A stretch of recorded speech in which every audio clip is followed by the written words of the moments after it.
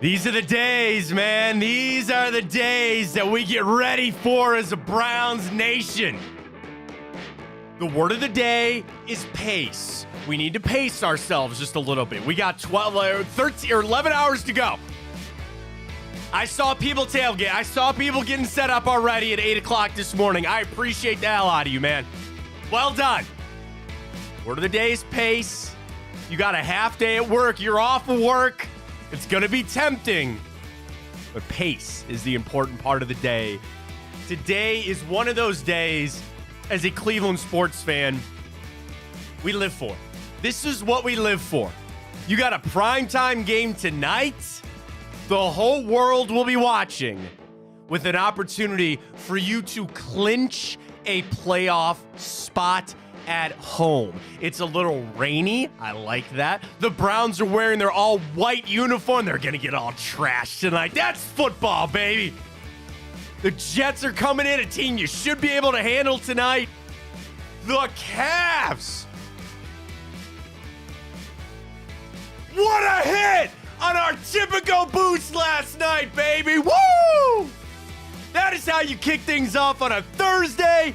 Football, basketball, we got it all for you right here on Big Play. Welcome to the show, everybody. I am Matt Fontana. He is Ryan Tyler. Yeah! Hell yeah!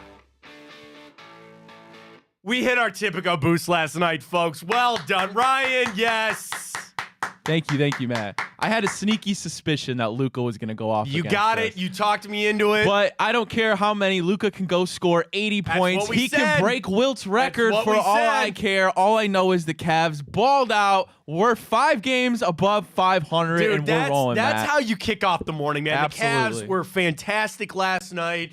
They beat the Mavs. For those that don't know, we do Tipico boosts. And actually, we're not even going to do one for the Browns game because we already have so many on Tipico. And we're going to jump in on the big play one that we already got. But we had a boost last night of the Cavs to cover by 3. Well, they won. Over 113 or over 112.5 points. They scored 113.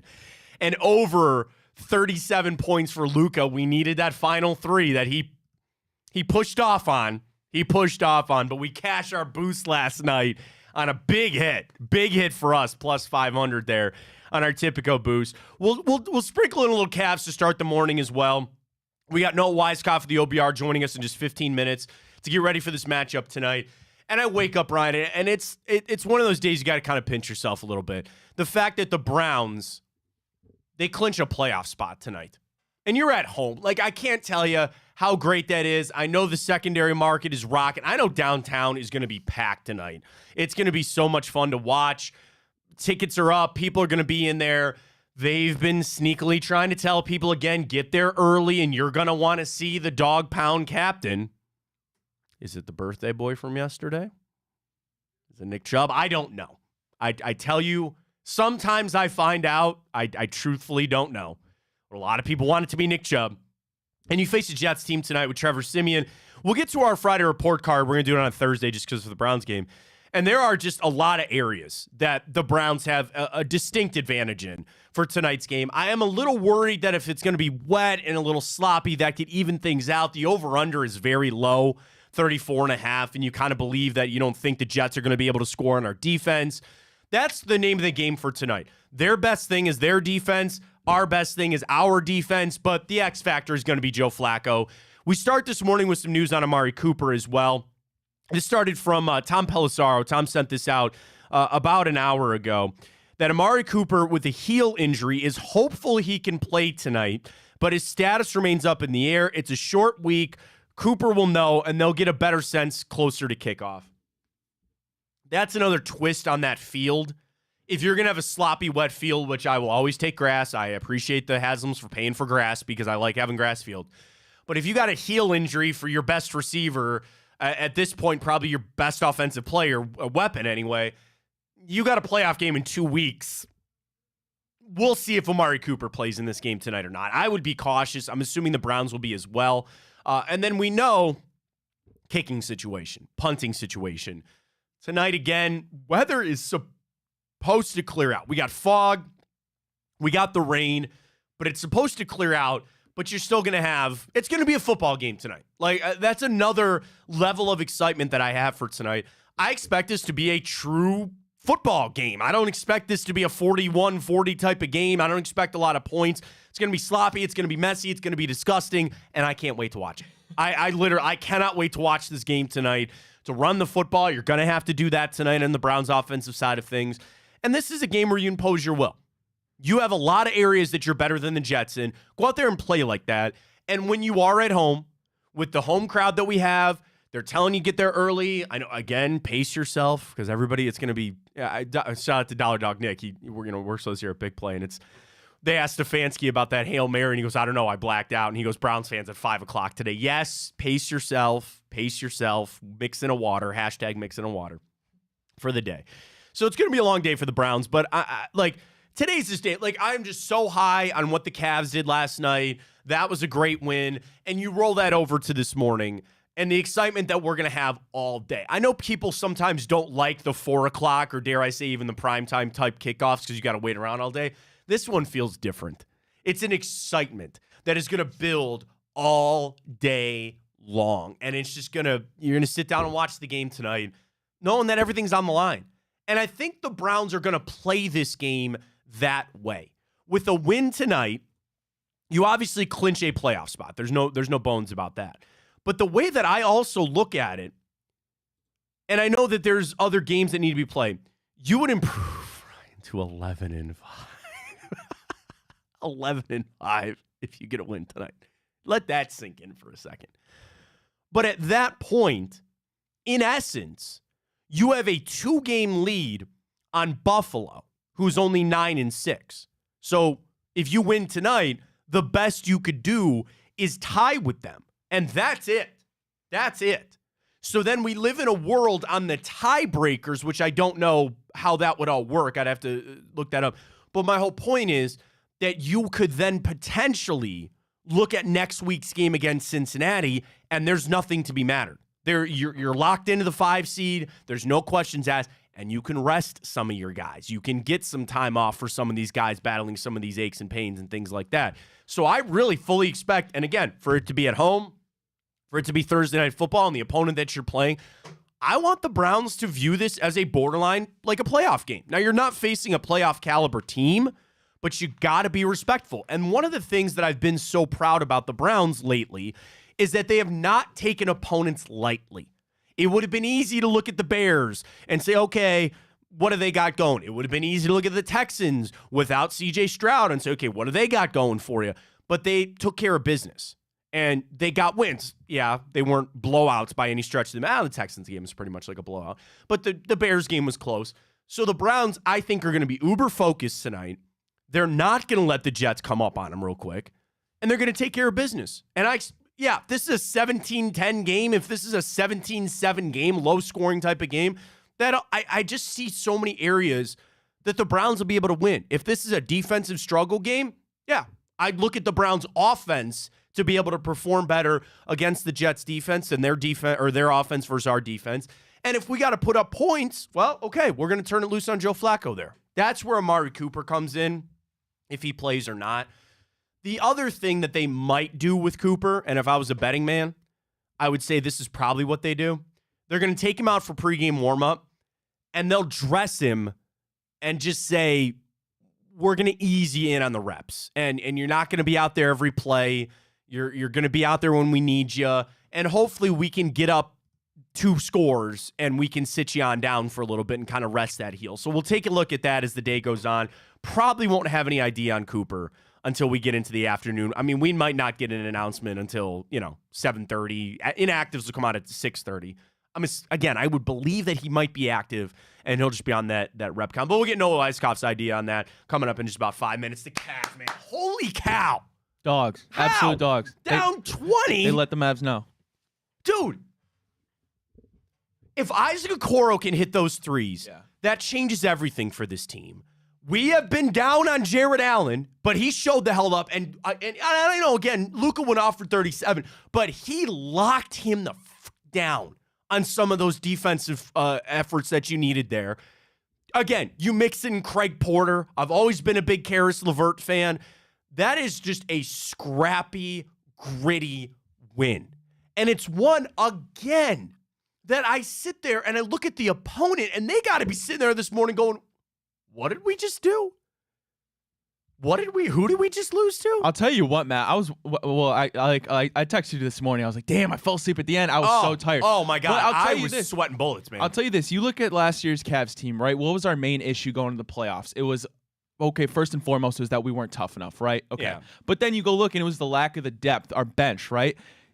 That was our main focus this offseason. We fixed it. This team last year, without Garland, without Mitchell, without Mobley, we would have ran with our tail between our legs. We would have had no business in that game. And for us to go down and the Mavs to they kept going, like we kept getting close, but Mavs would pull away. That was a gritty, just like a gritty, disgusting, awesome performance by that Cavs team.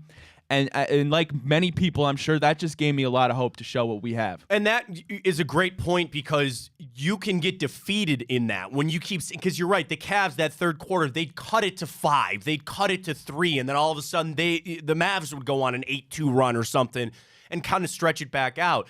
And it'd be easy to say, okay, we're down guys, who's going to score? That was kind of my question of, man, who is going to score in this game?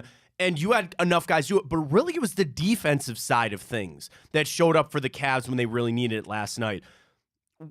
Not us, because we're not of this ilk. We need to calm down on JB Bickerstaff a little bit. You better look at the job that he did, and the culture and all that kind of stuff that he has done with that team. That's a win that buys him a few weeks. I thought he couldn't make adjustments, Matt. I thought he couldn't make adjustments. Well, and I'm not saying that people were wrong. When things were going bad, you're going to always look at the head coach. That's what's going to happen. But a win like that just tells you, like, there's still something there. I guess the statement that I would say is, don't throw the baby out with the bathwater. Yes, there's going to be tough stretches, but when you see things like that, when you see games like that, hold on to that. Don't forget all of that. And it buys cash, and I think it calms everything down. And then there's momentum to be had with that. I assume Donovan Mitchell will be back soon. I know people are looking at, dude, he's missed 3 games now with an illness. I think it might be the shoulder a little bit. We'll see. 24 for Allen. Karras with 29 off the bench. 22 for Isaac Okoro. 4 out of 7 for me on the arc. He hits those threes. That is the guy that you have searched for, a 3-and-D type of guy. Yeah. If you can add Strus, because here's the other thing. You got that game done last night without Max Strus having a great game.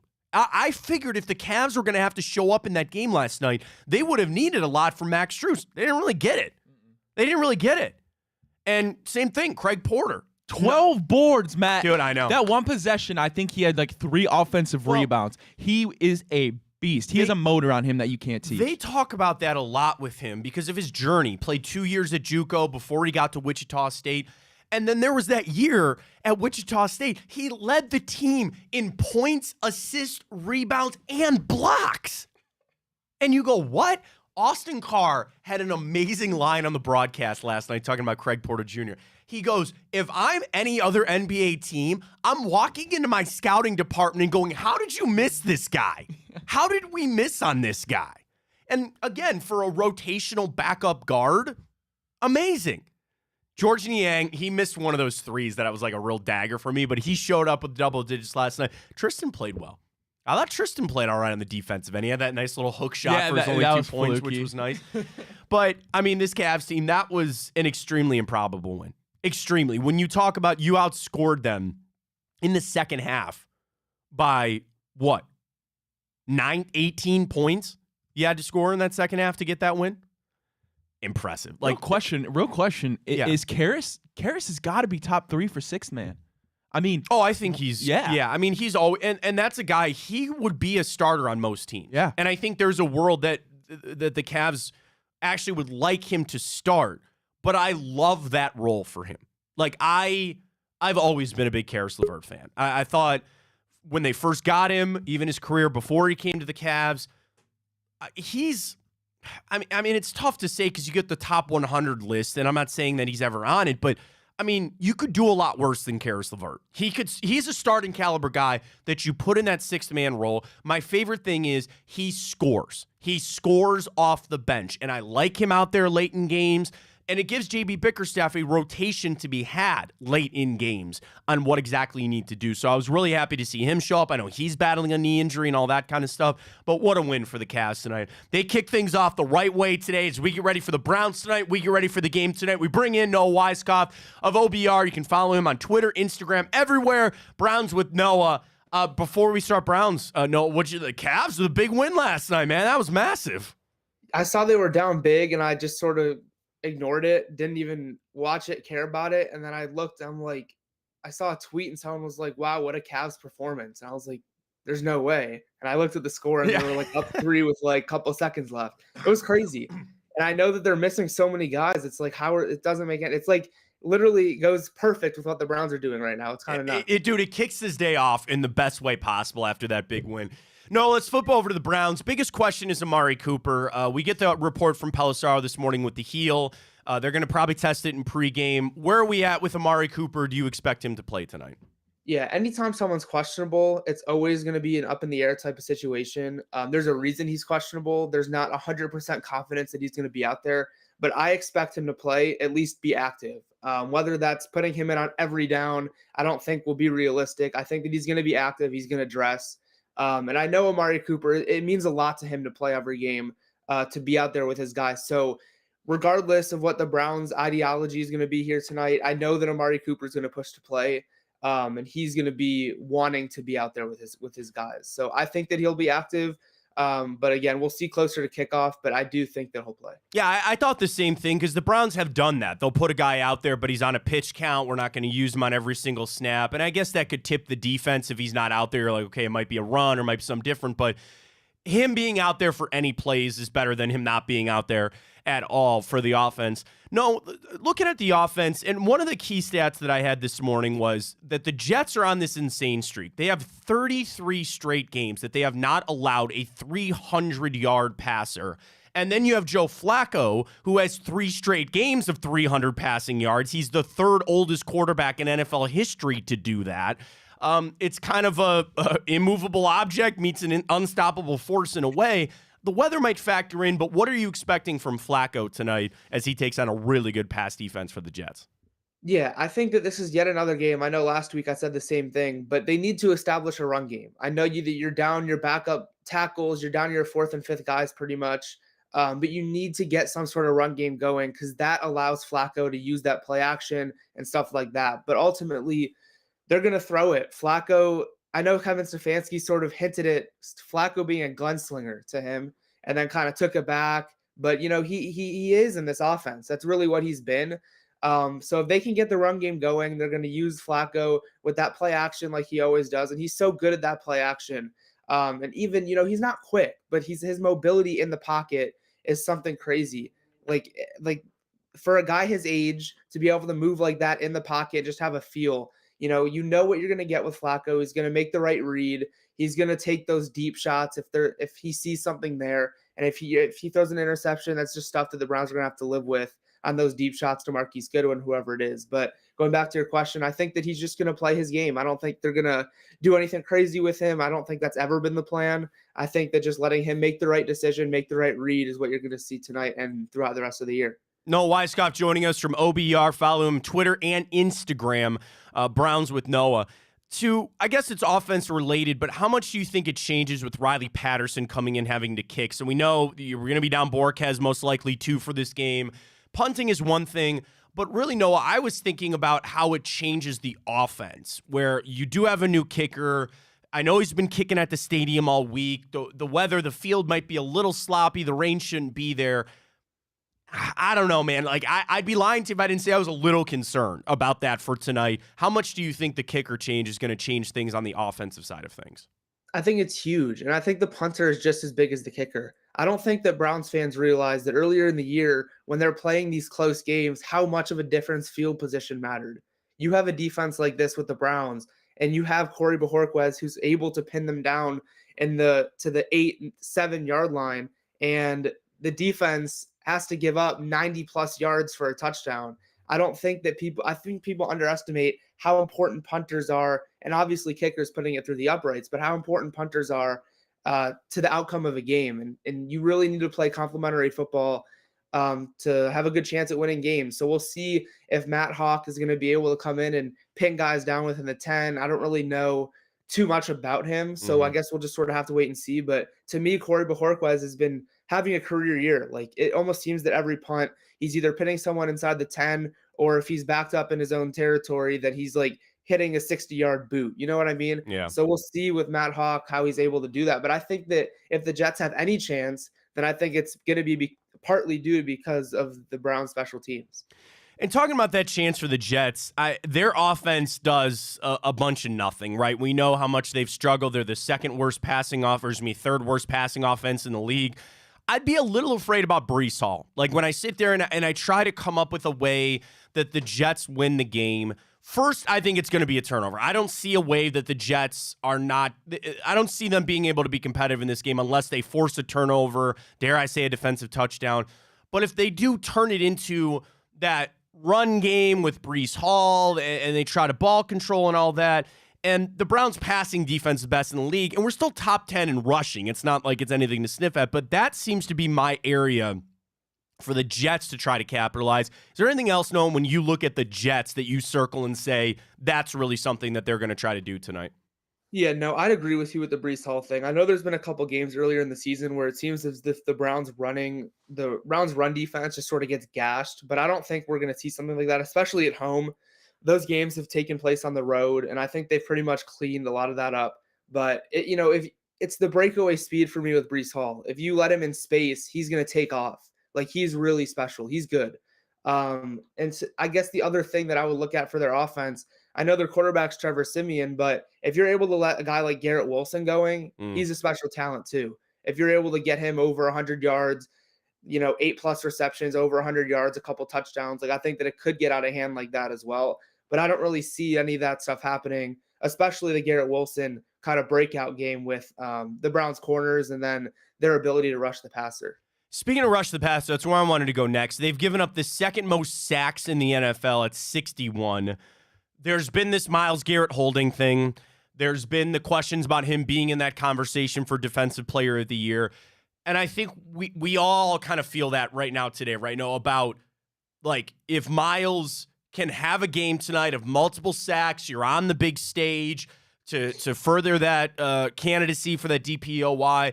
I mean, tonight, I should say, seems like what should be the perfect game for Myles to get back into that. You got an offensive line. He's going to be going up against Mekhi Becton, that he should be able to get after Siemian. The rust of him not being in there all the time. Like, I don't know. Like, I'm calling my shot tonight. I think multiple sacks. I think at least 2.5 sacks tonight for Myles Garrett. I hope he gets it. I really do.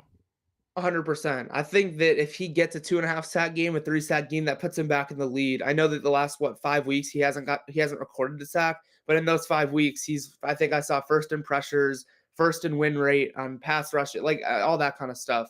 So if he's able to have a huge game on the national stage, like you said, to clinch a playoff spot, I think that all matters, and I think that would propel him to be ahead of the Micah Parsons of the world, the TJ Watts of the world, when it comes to Defensive Player of the Year. And I know that is one that's on almost his bucket list. That's one of his main goals. So I know that would mean a lot to him.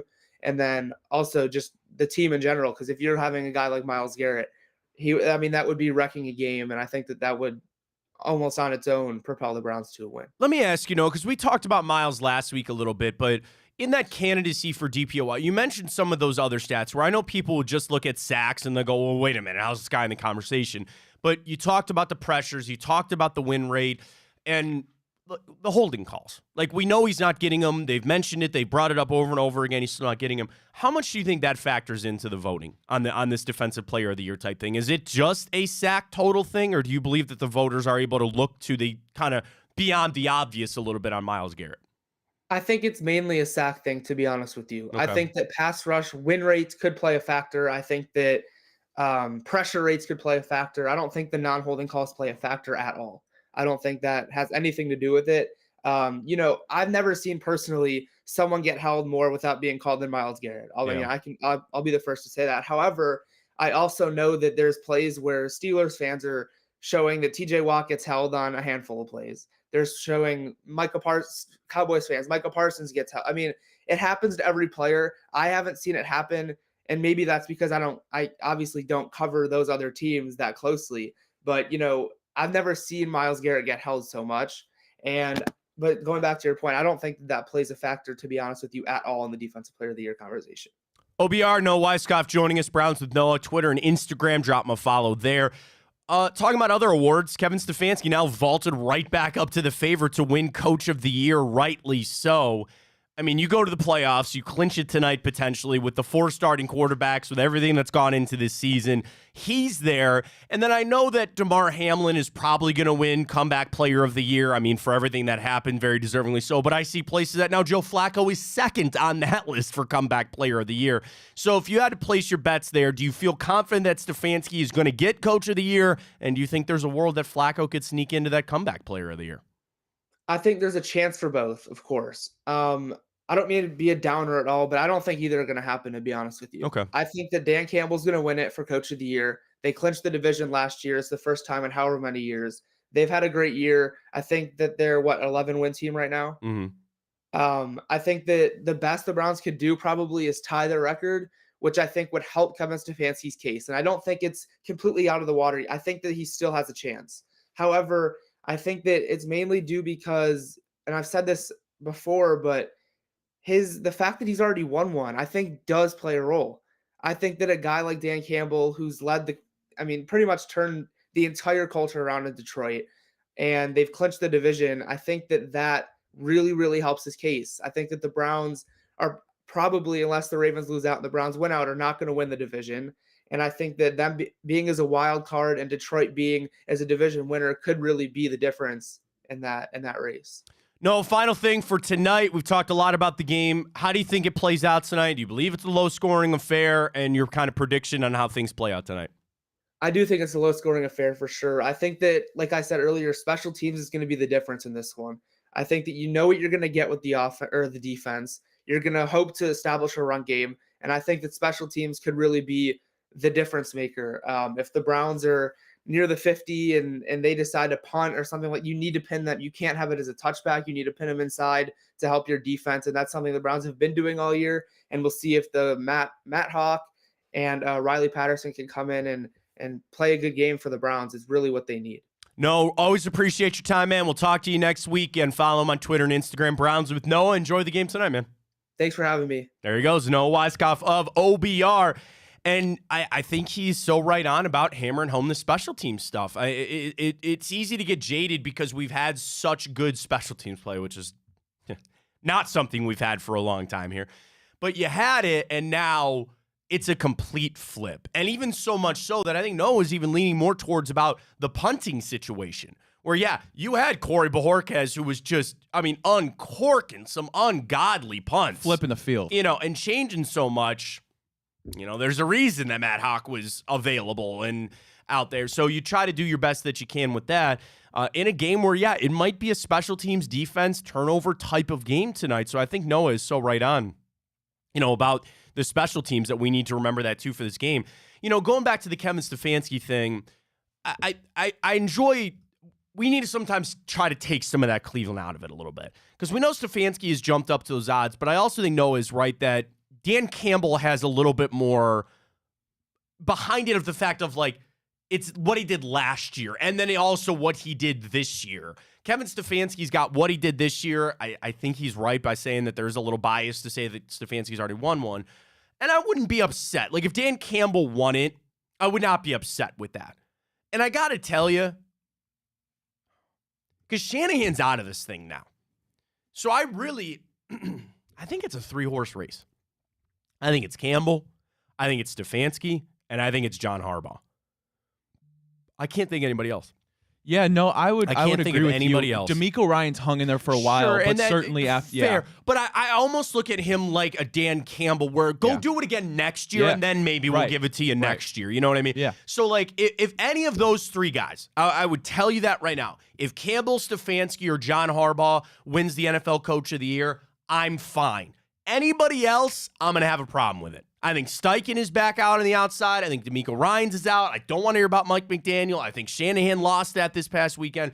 I think it's one of those three guys. So at least you're in the running with it. And then same thing with Defensive Player of the Year. I mean, tonight's going to tell the tale. I think tonight is going to tell the tale because there's a better chance than not that Myles Garrett doesn't play next week. If things go the way that they're supposed to go, you get a win tonight, you're not going to play him on next Sunday against the Bengals. You're just not going to. So he's going to lose that opportunity. Like tonight, he knows. And he's coming out there with some that's juice. What I'm saying. Like juice. I know he's a team player, and I kind of would look even at the defense. And I'm not telling Jim Schwartz how to get his guys motivated. I'm not. But I'd look around these guys and say, hey, tonight we need to do this for Myles. This has got to be a night where I said 2.5 sacks, strip sack, fumble, or something like that. He does that. He is going to vault back into the league because it is still wide open. It is still open, I believe, in the voting. Go out there and get it done for him. And he's going up against the guy in Mekhi Becton that you should be able to get after. You should be able to get after this year. He's got a 67 pass block grade on PFF this year. Their offensive line in general is not great. The thing with Becton is he's that kind of, massive, like obviously hulking type of guy. This is where I think Myles' speed and explosiveness is going to hurt him up. I think getting the quickness off the line. Now, yes, they're going to chip and they're going to do that. And you've seen Zadarius Smith have to step up a little bit. I'm watching to see Myles move around a little bit too. And they do that. He stands over the center and the guard. Because really, where you want to make your hay, do it on that right guard. Do it right. For those who don't know, the gaps in football, A, B, and C, all that. You want to be shooting the A gap on the right side right there between their guard, Hansen, and Tippmann, their center. I could see Myles coming back up the middle to go get Trevor Siemian a little bit. Yeah, I'm excited, Matt, because we all know, obviously, that this is our second time on national television this year, and obviously that first time against the Steelers didn't go the way we wanted, but I'm interested to see with the whole holding debacle. Obviously, you saw the clips on Twitter kind of go viral after that Bears game, but here you're on Thursday night, the whole world, the whole country's watching. So I wonder how that officiating is going to go, and I mean, if it's like that, where we saw Myles get held like 5 times, get 0 calls, I mean, we already saw Twitter go crazy, especially Cleveland. I'm interested to see how the world would take that. And like Noah said, this is the game for Myles to kind of go put that stamp on it. And I think he will, especially like we mentioned earlier on the show. We don't know for sure, but if that is Nick Chubb doing the guitar, I mean, we don't know. We don't know. We've maybe heard. I don't know. That would be crazy. It would be. But a lot if they of fun. do, I mean, Cleveland Brown Stadium is going to be just absolutely electric, absolutely rocking tonight, and I'm so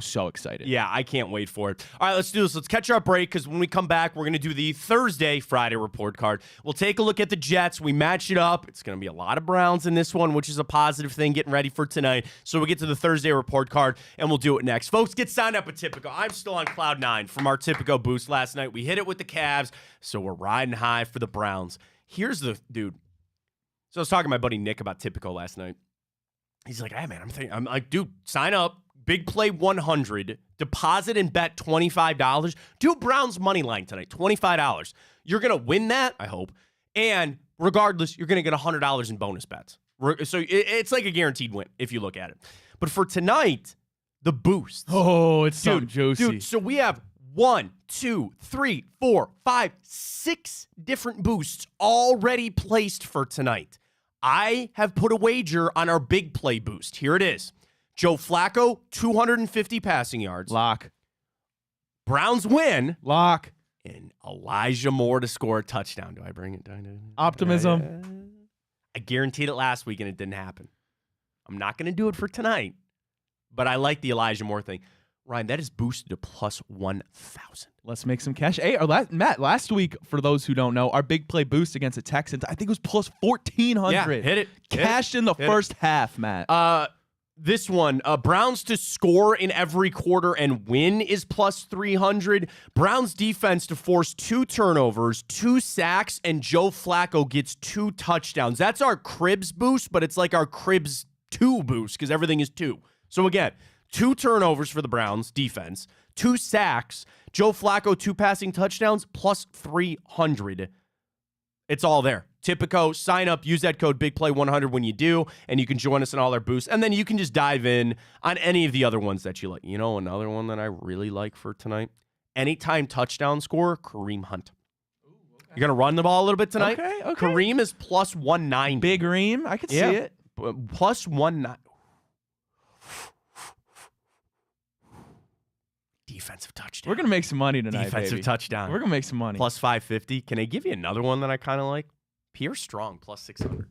Give me a little long shot action on Pierre Strong touchdown tonight, plus 600. Maybe we'll get up big early. Yeah, I like it. I like it. It's all there, folks. It's all up on Tipico. Get signed up today and bet with us all season long right here on Big Play. All right, let's catch our break. We come back Thursday report card. We'll take a look at the Jets, tell you a little bit about them. Do it next right here. Big Play Fontana show kicking off. Big day in Cleveland. Stay with us.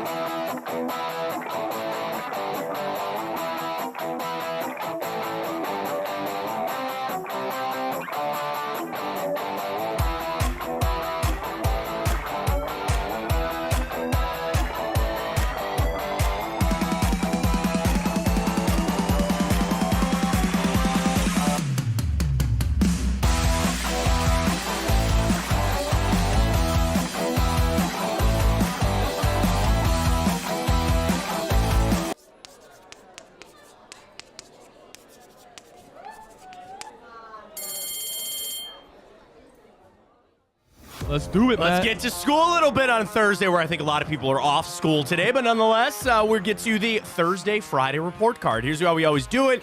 We take a look at the Browns, take a look at their opponent, and where things match up. And as always, we start with the quarterbacks. Oh, Matt, a gaudy QBR here for Trevor Siemian. 10.4 on the season. 52.3 completion percentage for him and a 1-to-3 touchdown interception ratio. We already know who we're giving the edge to here. It's not even close. It's our guy, Joseph Vincent Flacco. Yeah, that's... You never really... I mean, it's crazy to think about they could have used like Trevor Siemian, like all the backups. And we've talked about that so much in the NFL this year, about how many teams really want to show up and would have loved to have Joe Flacco, but you got him. For what Trevor Siemian brings, he's that career backup. You know that's kind of what he is. What is he going to do to beat you? And the answer is throw the football to Garrett Wilson. I expect them to feed it to him as much as they can. Try to, short screens, whatever, that kind of stuff. I just look at the games that Siemian has played, and it's funny because, last time out when they beat Washington, he threw it 50 times in that game. which it's, again, you would say like, oh, backup quarterback, what are you going to do there? But on his 50 passes, 27 completions, he only threw for 217 yards. He finished with an average of 4.4 per attempt. He's the opposite. He is the anti-Joe Flacco. He is throwing it short. Now, the other thing, he's going to throw interceptions. In basically the 2 games that he actually played, he's thrown 3 interceptions in those games. I love it. I love the Browns getting interceptions tonight. Trevor Siemian's going to throw a pick. It's going to happen. And then you talk about the rest of the Jets lineup, which we'll get to when we talk about wide receivers. It's Garrett Wilson and nobody else. Like, I will tell you that right now. They got Tyler Conklin, and they signed C.J. Uzomah. I don't know he's playing. They got nobody else to throw to out there except for Garrett Wilson. So watch out for that. That's pretty much all Trevor Siemian's going to do. His grades are bad. He's not really getting it. He's going to get hit when he gets back there. Very clear edge here to one Joe Flacco. And you look at some of the stats with Joe Flacco, and it's what we know. The yards per attempt, the completion percentage is great. The accuracy has been good. You're going to live with an interception from time to time. That's how it's going to go. But the numbers and the stats are gaudy right now for Joe Flacco, which is great. And every week, Matt, we see these numbers, these QBRs, these completion percentage. They get bigger and bigger, better and better. And that touchdown interception ratio, like you said, it comes with the territory with Flacco. But that's even getting better, too, now at 10-7. So clearly the edge to our Flacco fever. That it is. All right, next up for the Browns and the Jets, we start with head coach. Not even close here. Robert Saleh, which when funny you gotta enough, have your the owner come out and you go back. You go back to 2020, Matt. People were vouching for Saleh. However, I think the majority of us are now in agreement that our management made the right decision. Kevin Stefanski clearly gets the edge here, but good for Robert Saleh. As the news came out, he's going to stay there with Joe Douglas next year, but we give the edge to our guy. I like Robert Saleh. I think he's fine. Big football guy. But the thing is, there's almost like 2 breeds of head coaches in today's game. Yep. It's the Salehs, the Harbaughs, the Tomlins, the guys that are, defense or special teams, but they don't truly have their hands and their fingers in every little thing. They are more of the executive, the CEO, all that kind of stuff. And then you have the other side of things, like Kevin Stefanski, and they're the guys that call the plays, and they're a little more heavily involved. So I don't think that should be missed when we talk about comparing the coaches. And I'm not sitting here saying that I'd rather have one of the. I would much rather have Kevin Stefanski. That's clearly how it goes. I think there's a world that, well, let me ask you this. Is Robert Saleh the head coach of the Jets 1 year from today? See that? Okay, so that really obviously is dependent on Aaron Rodgers and him coming back. What it's dependent on. I would. Right, so I guess that's more of a question is how much you believe in Aaron Rodgers to come back and kind of, is that the answer to their offensive problems? And you would sit here and you would say yes. However, we don't know, as we've seen anything can happen in a year in the NFL. So if I was a betting man, Matt, I would say yes. I do still have belief in Aaron Rodgers, but that could completely go sideways and blow up as we've seen before, so I have no idea. Well, that's the thing when you have a head coach like Saleh who's not, there's nothing extremely tangible to grab onto. Like Stefanski, you can only be, oh my God, look what he did with Joe Flacco. Look what he's doing on the offense. With Saleh, it truly is wins and losses. Now, that door can swing both ways. Because you also, while you have more to grab onto with Kevin Stefanski, you would also have then more things to be critical about, and you can complain about the offense. The offense is going bad with the Jets. All right, you start looking at Nathaniel Hackett and all that. So it's a good and bad. Do you want more things to be graded on with a chance that you grade better on that, or do you want less things to be graded on, and it's more just the wins and losses? When I look at the Jets, the strongest thing that Robert Saleh can say is, I've kept this on the rails. And they have dealt with just a horrible quarterback situation. They've, squeaked out some wins. I think he's fine. Next year, it's all on the table. Like, it's all. And I think going with Stefanski, just when you have to have your owner come out and give that vote of confidence, which we know still, like, dude, if the Jets go out and get smoked in these last 2 games, if they just get throttled tonight and throttled in their last one, you're telling me that Woody Johnson not going to sit there and go, well, wait a minute. Like, you got to take NFL owners at their word, but also know that they're billionaires. They can just change their mind in any second. So very clearly here, this is a Kevin Stefanski nod to Robert Saleh We'll Robert we'll Saleh. get into it later, but yeah, no kidding. Ask Russ about that one. Anyway, on to the next group. Wide receivers. $37 million. Bye-bye. We'll get to that coming up. I mean, this isn't even close, Matt. Yes, Garrett Wilson is a very, very special talent and has the Yes. ability in the next couple Yes. years to break out and be a superstar. And many thought it was going to be this year because of Aaron Rodgers, and that probably is the reason it's been limited. But after seeing what our guy Amari Cooper did last week, nobody's questioning that. We gave the edge here to the Browns. I mean, that's the thing. If Amari doesn't play, I think it's closer because Garrett Wilson and Amari Cooper are the two best receivers on this field. There's no question about that. By far. But then you look beyond that. Their second leading receiver is Tyler Conklin at tight end. Then their next leading receiver is Breece Hall. Yep. Alan Lazard, correct me if I'm wrong, he's not even going to play in this game or he's battling an injury. Yeah, I believe it's Xavier Gibson, who was their Then week one Gibson, hero. yeah. The Hard Knocks fan favorite. No, I'm sorry. Lazard is questionable. He's got an illness, so he might play tonight. So then you go to Lazard and Gibson. But remember all the guys that they got rid of Mecole Hardman. They sent him back to Kansas City. I mean, they got nothing. I mean, they really don't have anything in the receiving core. Ruckert, their backup tight end's not going to play in this game. He's out, the Ohio State guy. They don't have much in that receiving core outside of Garrett Wilson. Now, I say that to say this, is that I think Garrett Wilson, he would be in a Justin Jefferson, Jamar Chase conversation if he had a better quarterback. There's no bones about it. I think Garrett Wilson is electric. So don't let him hurt you tonight. But again, all right, so let's say Garrett and Amari are a wash. Yeah, I'm taking David Njoku over Tyler Conklin. Dude, Absolutely. Can I tell you about Cedric Tillman for a second tonight? I've seen some plays, man. Yeah. And I was excited when they drafted him. I know he's had some mistakes here as a rookie, and then the miss, the one that led to an interception on just the miss, read on that play. Yeah. The things you can't teach I'm are all there drunk for on him. Typical. Can I get a Cedric Tillman anytime touchdown tonight? Ooh, that would be awesome. Can I get you? That would be special. How awesome would that be? But no, you're right. I mean, dude, he's only plus. Oh, I say only plus 450. That's a little bit shocking. I was hoping it'd be a little bit more. I wonder if that's a little bit of pessimism about Amari Cooper's status. I want to do it. It's a magical year. It is a magical year. Can I do it? It is a magical year. Can I year. do Ced Tillman? That would be not even close to some of the most far-fetched things we've seen occur in the NFL this season. I'll tell you that right now. Can I put? Nobody's stopping you, Matt. All right, $5, Cedric Tillman, right There we there. go. Anytime score there at Typico. The bet is in. There we The bet go. is in. Wide receivers, Browns. Alrighty, then we go to the running back, and this one really wasn't close. This is the one nod we gave to the Jets. Yes. We know Breece Hall is an emerging superstar out of Iowa State. Not only is he a terrific runner, but we know he's a dominant pass catcher as well. Last week, Matt, I believe he was 12. It was either 9 or 12 receptions for about 96 yards. I mean, he's just an absolute beast out of the backfield.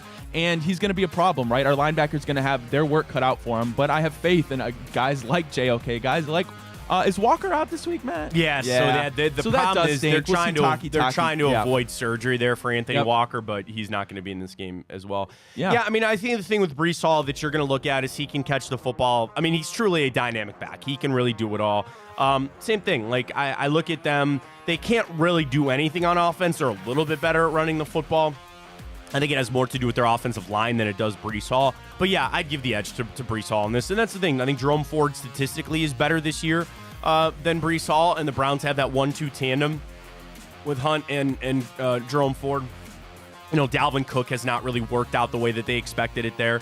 But you're happy to see it, too, with Breece coming off that injury last year. Yeah. He's solid. They got two guys they can build around in Garrett Wilson and Breece Hall, so I'm fine with that edge to go to the Jets. Alrighty, and then on to the O-line. Yes, we are beat up. Yes, we are banged. Yes, we are down to our third and fourth strings. However, Matt, we still gave the nod here to the Browns. As you alluded to, I'll let you go ahead and tell us the stat, Matt, but Mekhi Becton has a little bit of a problem. So Mekhi Becton has given up 11 sacks this season. That is the most amongst any offensive tackle in football. His pass block win rate, his pass block in true pass set. So PFF does this as a true pass set is a play less than 4 rushers, play action, screens, short dropbacks, and time to throw under 2 seconds. So here's what I'm saying. This is truly one-on-one 5-7 step drop for the quarterback. So again, do you understand what I'm saying? The quarterback is dropping back to throw the football down the field. It's not a quick slant. It's not a screen. It's not where they're only rushing 3. This is a true pass set. He is only grading out at a 62 on that. His pass blocking is only at a 67. So when he is one-on-one, when it is a true pass blocking set, he's not very good. And then you talk about penalties this year. He has had 6 accepted penalties this year. 9 have been called on him. 6 false starts, only 2 offensive holding, which I guess isn't too bad, and then 1 unnecessary roughness. So I guess the positive on this standpoint would be he doesn't hold all that much, but it's the false starts that are getting him. You're facing Myles Garrett. You're telling me he's not going to try to be quick on the trigger, little twitchy there on the trigger finger. So I think there's a clear edge there. Do you want to know the other worst part of that? He's their best offensive lineman. He is. Left guard Laken Tomlinson only grading out to a 50. Their center, Joe Tippmann, is bottom 3rd of the NFL for centers. They got a backup guy in Jake Hansen who's probably going to start at right guard, and then Carter Warren's their right tackle. He's the 6th worst offensive tackle in PFF grading this year. You should be able to eat tonight. You should be able to eat from Zadarius Smith, for Shelby Harris, for Dalvin Tomlinson, and certainly for Myles Garrett. I really hope that this game turns into we're going to go try to win the Defensive Player of the Year for Myles Garrett. And I know that they're going to slide protection that way, and they're going to do everything that Myles had to deal with for most of his career. The thing is going to be the speed. The speed rush on Mekhi Becton is going to be what I think changes this a little bit. And as strong as Myles is, and we know that, like, he's so fast. His explosiveness is some of the best in the league. I think it's going to be a speed game tonight for him on Mekhi Becton. Now, you flip it over to the offensive line for the Browns. Of course, we're going to go with it's not quite what it used to be. But again, Bitonio back, Posick back, Wyatt Teller's playing to an all-pro level again this year. James Hudson is the one you're going to have to continue to watch because So I was looking up penalties. Do you want to know one of the guys that has more penalties this year than Mekhi Becton? James Hudson. So Hudson on the year, 7 penalties. Well, okay, so they're in the same row. 7 penalties, 5 accepted, 5 false starts, 3 holdings, and 1 illegal use of hands to the face on James Hudson. So basically, Hudson has 1 less penalty called than Mekhi Becton, where he's played in a fraction of the games and the fraction of snaps that Mekhi Becton has. So, yeah, got to kind of worry about that just a little bit. But offensive line's piecing them together a little. Alrighty, then lastly, the defenses. The Browns have said it themselves. They are the best in the world. No surprise they get the nod here. We know that they do have a very strong cornerback room with Sauce Gardner and DJ Reed. And then, of course, you got Q-Ball, Quinn, and Williams on the D-line. Matt, but it doesn't matter. It doesn't matter. Why? Because we have the best player on the planet in Myles Garrett, as well as a looking healthy secondary. So, Matt, we're still going to give the nod here to the Browns, and especially the way they play at home in Cleveland Brown Stadium. All right, rapid fire, here we go. We are the #1 total defense in the NFL, 260 yards. The Jets are the 2nd worst total offense, also putting up 260 yards per game. We are the #1 passing defense in the NFL. We only give up 160 yards. The Jets have the 3rd worst passing offense in the NFL at $173. We have the #10 ranked rushing defense, 100 yards a game. They only rush for 90, which is 6th worst in the NFL. Scoring defense, we only allow 20 points per game. They only score 15 points per game. That is 3rd worst in the league for them, 13th best for us. Here's the big one, sack total. They have given up 61 sacks this season. Do you want to know the other crazy thing I was looking at today? Zach Wilson, who hasn't even played, he is still the 3rd most sacked quarterback in the NFL this year, and he's missed so many games. They've given up 61 sacks. That is 2nd worst in the NFL, only to the Commanders. And the Browns are 8th in the NFL in sack total. Here's one other defensive statistic to watch for tonight. third down offense versus defense. We have the best third down defense in the league, giving up 28% on third down. They have the worst third down offense in the league. They only convert a quarter of the time. So watch your third downs. The other one, two bad areas, talking about the Browns defense versus their offense. We don't stop people in the red zone, and they don't score in the red zone. So they're the worst red zone offense in the league. The Browns defense is the third worst red zone defense in the NFL. So take that for what it's worth. But red zone will be important. Third down will be important. For their defense, though, they are the sixth best defense, and they're the second best passing defense. I mentioned this stat earlier. They have 33 straight games without allowing a 300-yard passer. And, of course, Joe Flacco has 3 straight games of 300. Talk about the individual players. You mentioned it. Their best player, hands down, is Quinnen Williams. He got that big contract. He is grading out as the second best interior defensive lineman in the NFL. And you got to watch out mostly on his run defense. Ryan, he is the best run defending interior defensive lineman in the NFL. He's the 9th best pass rushing defensive tackle in the NFL. Another guy, because like Jermaine Johnson's their other edge guy, you got to watch out for him. John Franklin Myers has shown up for them a little bit as their other edge rusher. We talked about their good corners. You know Sauce Gardner there with his length, but watch out for DJ Reed. Now, he's the opposite because Sauce is nice and tall. DJ Reed's only 5'9". So I'd imagine that he's going to be on a lot of Elijah Moore. And then if Amari doesn't play, I would imagine Sauce is going to go up against Cedric Tillman a little bit. And it wouldn't shock me, because Jamal Adams, not quite the same guy. Or excuse me, Tony Adams, not Jamal Adams. He's back in Seattle. Tony Adams. What I was going to say is their safeties are fine, but I would watch for Sauce Gardner to actually be on David Njoku a little bit tonight. On some key plays, you might have to watch that if Amari Cooper's not playing.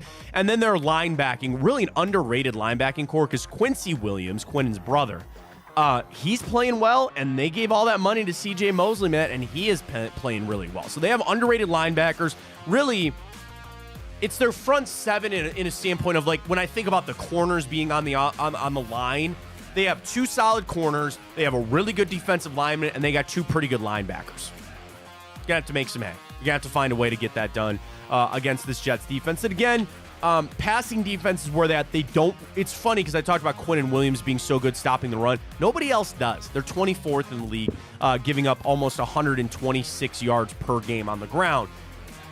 Run the football. Run the football today. I'm just thinking about this massive parlay that I want to do. Kareem Hunt. Here, if I had to do an anytime touchdown score, I like Kareem Hunt and I like Ced Tillman. I like Kareem Hunt a lot. I like Kareem Hunt a lot. Maybe I'll do those separately after a big win and juiced my account a little bit there on Tipico. So we'll see. You go. Browns defense definitely gets the nod there as well.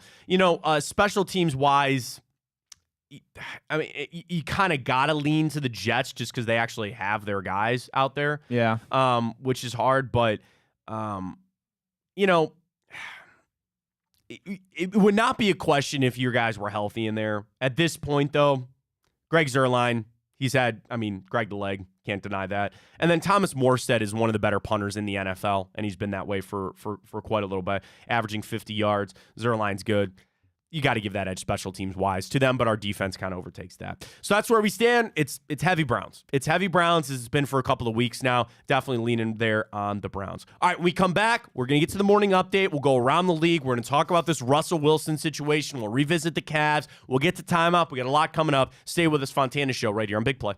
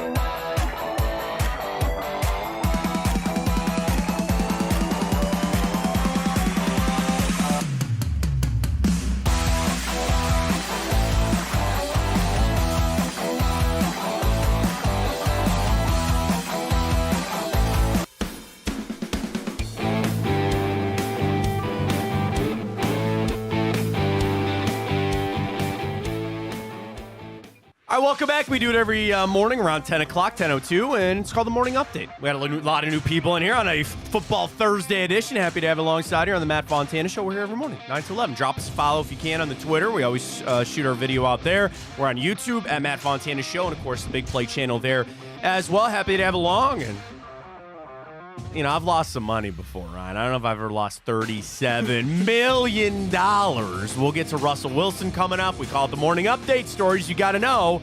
It's all yours, right? Already, Matt. No Mobley, no Garland, no Mitchell, no problem for the Cavs. They get an absolute gutsy, gritty, fierce win over the Mavericks in their own stadium, Matt. And I mean, it's just an absolute game. Like, I can't tell you how impressed I am for them to come together and just gut it out and then come back and get a monster win. It's so big for the locker room. It's one of my favorite wins of the year. And it's cool. It's cool to say that there's been a few of those this point of the season. That was fun. I mean, it wasn't fun like second quarter. You know, when we were on it, I'm sitting there, I'm like, oh God, we're gonna smoke. And it would have been easy for the Cavs to pack it in. Who's gonna score? Who's gonna play defense? Who's gonna step up? You're facing Luka, like all that kind of stuff. They didn't give up. I didn't give up. The mental side of the Cavs right now is their most powerful weapon. They believe. And they believe they can win games like that. Now, okay. I sent this tweet out yesterday. They move the ball so much better when Donovan Mitchell's not out there. And I'm not saying I don't want Donovan on this team and that you have to play a better brand, or different, not better, but different brand of basketball when you're missing your star player. Would a game like that last night win you a series against the Celtics? Probably not. You're going to need Donovan Mitchell in a game like that. But you see the difference. Now, what I hope can happen is you can get Donovan back and say, but let's not lose what we were able to gain or not lose the distribution that you're able to have. Knowing that Donovan's still going to get his shots. He's still your most important player on offense. But that is what the Cavs, I guess that would be their opportunity at this point, right? To find out some different things. Find out about Craig Porter. Find out some different sets when you run it through this player versus that player. And then knowing that you are going to have to reassimilate back into Donovan Mitchell when he's here again, and eventually Mobley and Darius Garland. That's going to be a lot on JB Bickerstaff. And I think he's doing a fantastic job at this point of keeping the guys motivated, playing the right sets, and calling the right plays and all that. But I now, to like my second, like the second wave of all this is how are you going to bring this all back together when these guys are back fully healthy? I mean, the blessing and a curse is that that's not going to be for another, 4 or 5 weeks at minimum that you're going to have those guys back. But eventually you're going to have to refigure that all out. Great win for the Cavs last night. It was so much fun. You know, I don't have anything against Luka. I really don't. But it just made my heart warm when I see him just sit there bitching at the refs. You know, he gets away with that shove off on Karras, but then that one where he put the shot up, Jarrett was on him. The ball was still on the rim, and Luka's turning around and go, why don't you go try to get the rebound? You're down 3 here. Maybe you should probably try to go get that to make this a game. It just warms my heart. How the NBA works. It just warms my heart, man, to watch it. And again, I know the Mavericks are down Kyrie, and they're trying to figure some things out there, but I mean, I think they're realizing, dude, if Luka ain't going off for 50, they're not winning very many games. Yeah, no kidding. Well, we know the big question going into tonight's primetime game against the Jets is whether Amari Cooper will suit up. You would like to have him, given that they do have 2 pretty lockdown corners in Sauce Gardner and especially Reed, especially the former in Sauce. But even if Amari Cooper isn't able to suit up, Matt, I still feel pretty confident in the Browns to get a win tonight. I do as well. I mean, this is going to probably set up to be more of a running type of game anyway. You know, some carries for Jerome Ford and Kareem Hunt. I'm going to say it every week, as I've been doing. I want more carries for Kareem Hunt. I just do. And your offensive line. I mean, you're going to have to play it that way. But I also see it that Njoku over the middle short stuff is going to help.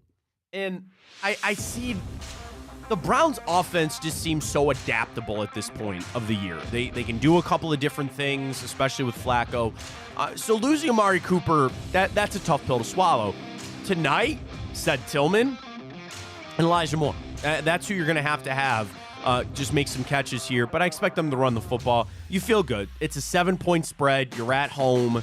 You really have no business losing this game. I'd be lying to you if I didn't say I was a little nervous on that number. I don't necessarily really like it as a touchdown spread. This might be a close game, but I have the utmost confidence the Browns are going to get a win tonight. Here's the Fontana special. You ready for the Fontana special? Wait for the game to kick off and hope the Jets go kick a field goal. That is the Fontana special. And let that point total come down or the spread come down a little bit, and then you grab it there. I love the live. I love the lives there on Tipico. You know me. That's what I'd be. I don't know if I necessarily like the 7, but I do like the Browns going to win tonight.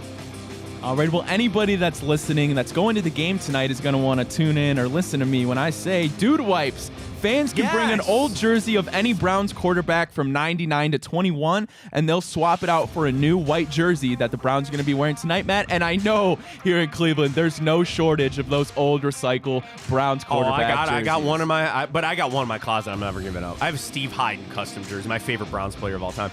The white on white is just, it's so good. And then this is just old school football guy in me that I can't wait for those jerseys just to get all messed up. Like, that's the fun part when you play on a sloppy field. It goes back to playing backyard football and just get, when you have the all-white jersey, just get scrapped. My favorite thing on that was telling everybody you played. You were in the game, that you were out there when you just got the mud caked on you. There were guys that I played with that they only got out there for special teams. They just jump on the ground just to get mud on their jersey just because they were out there playing, right? So that's an exciting thing. I think that's really cool from Dude Wipes. I do want to hammer this home, though. It is while supplies last. So it's a 3-hour window from 5:15 to 8:15, I believe, on Dog Pound Drive over there by the stadium. It is while supplies last. Do you know, Matt? Do you get to pick the player? There's 4 players you get to pick from. Okay.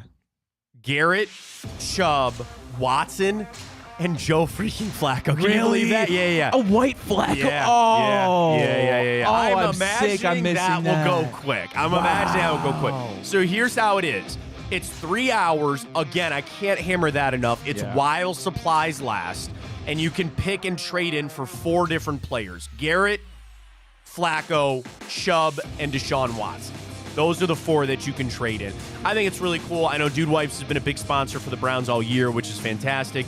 That's a great promotion. I think that's really cool, and especially, to get a little bit of that swag. Everybody, I'm not quite there yet because my son, he grows out of stuff so fast. But I think for his birthday, he turns 3 next year. I think it's time. I think it's time he needs a Browns jersey because all we have is like hand-me-down type stuff. I think it's time to get him one, and the debate will be which player. It's really between Garrett and Chubb for me. I think Nick Chubb just because he's a Batman fan, but we'll see. So that's exciting, and I love that too because I'm sure there's going to be a lot of kids that get their first Browns jersey this way, or their parents can upgrade it for them too. That's really cool. I think it's a great promotion. Well done for the Browns. Well done for Dude Wipes. Who was your first Browns jersey, Matt?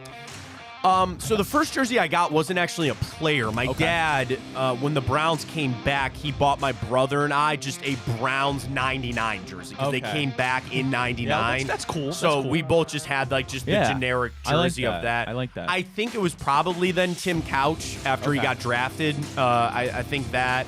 I have the Hyden jersey. Steve Hyden's my favorite Browns player of all time. So I have a Steve Hyden jersey. I had a Reuben Drones jersey. I don't know why. Trent Richardson, my brother had one of those. My brother has a Ryan Pomperion jersey, the long snapper from a time of years past. I'm not a big jersey. Here's where I'm at. I own 4 jerseys. I own 4 professional jerseys for all 4 of the teams that I root for. I have a Browns jersey, Steve Hyden.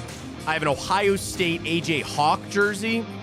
I have a Cavs, the old school black and blue generic. Oh, those are pretty. I have that as well. And it's just a number 1, and there's no name on it. And then I have a Columbus Blue Jackets. Lyle Odeline was my favorite player growing up, so I have a Blue Jacket. I don't have a Guardians Indians jersey. Like, I had Omar growing up and all that, but I don't currently have one. So that's it. I'm not a big jersey guy.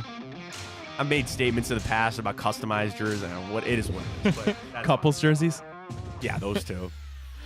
Your guy, Travis Kelce, and his lady friend. People are all pissed at Romo, by the way. Why?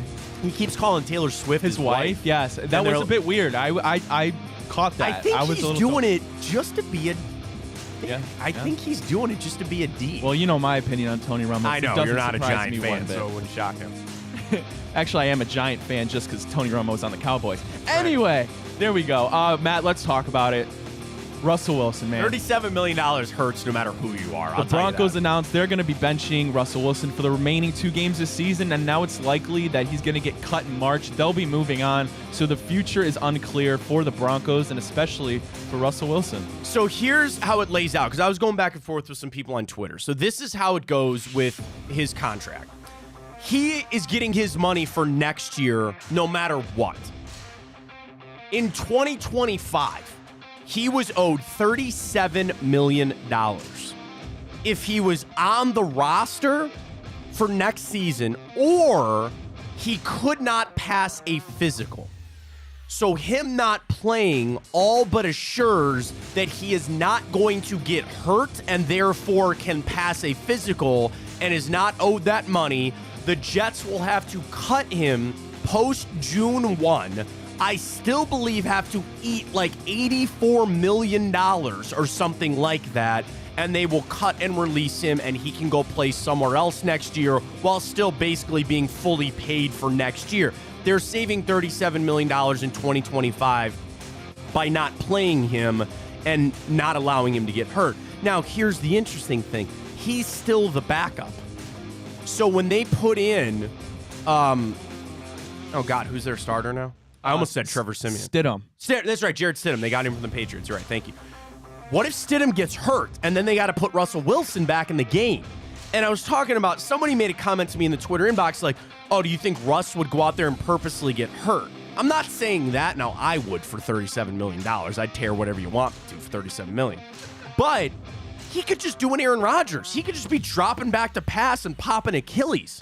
So the Broncos are not going to play him to save this money. It's exactly what the Raiders did to Derek Carr. It is the exact same thing at Derek Carr. He's still going to get paid for next year. It's money down the road they're trying to save on. You know, they asked it on Unsportsmanlike on the ESPN National Morning Show this morning.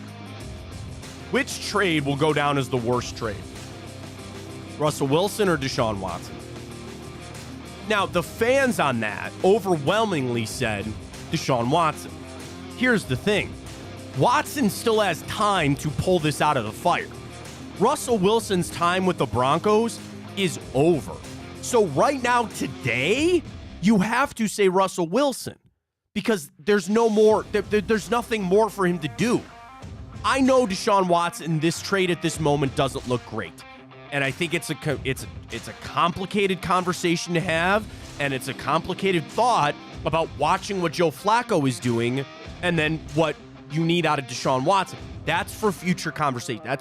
We'll cross that bridge when we come to it, okay? Right now, yes, you gave up all those picks and that money and you haven't got anything, but there's still time for that to turn around.